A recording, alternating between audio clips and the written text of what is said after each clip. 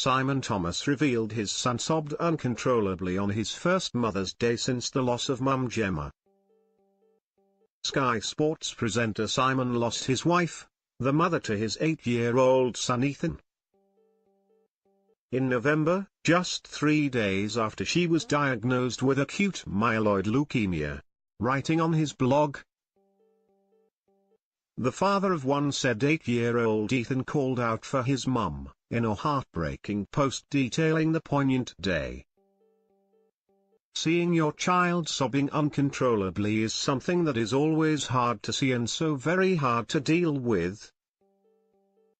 But to see them crying over something you have absolutely no power to change is heartbreaking, he wrote. I had put Ethan to bed on Tuesday night at his usual time of 7:30. He wasn't feeling well. After the standard issue of A Spoonful of Calpol, we went through our now usual bedtime routine of sharing a mummy memory each, his.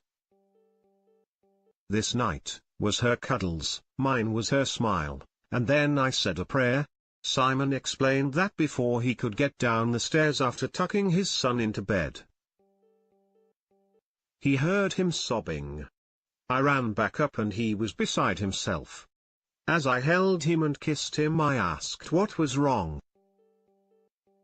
The words he said next are the words that many a dad hears plenty of times: I want mummy. He explained that this night was the most upset and distressed he's been since the night Gemma passed away. Simon continued, though it was impossibly hard to say. I told him how much mummy loved him, and how utterly proud she always was of him and how proud she would be now. I whispered in his ear how brave he's been. I whispered how many family and friends love him and are cheering him on. Even people he doesn't know. I told him how amazingly strong he's been, and I kept on telling him that together we will get through this. Eventually the sobs began to quieten, the tears began to dry.